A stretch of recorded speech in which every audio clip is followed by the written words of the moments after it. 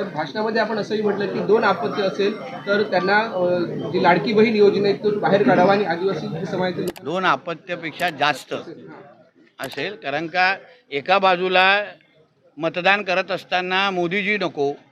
हिंदुत्ववादी विचाराचं सरकार, महायुती सरकार नको, पण अन्य वेळी आमच्या प्रत्येक शासकीय योजनेचा लाभ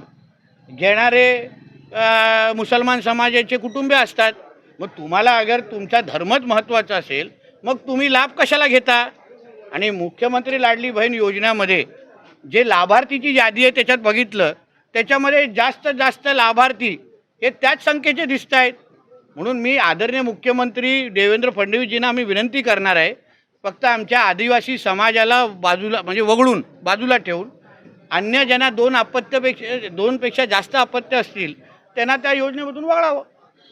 मुख्यमंत्री लाडली बहीण योजनेत, जेणेकरून जास्तीत जास्त हिंदू समाज आणि त्याचबरोबर जे सरकारला मतदान करतात, मोदीजींच्या नेतृत्वावर विश्वास ठेवतात, महायुती आणि आमच्या देवेंद्रजींच्या विचारावर विश्वास ठेवतात, त्यांनाच आमच्या योजनेचा लाभ भेटला पाहिजे.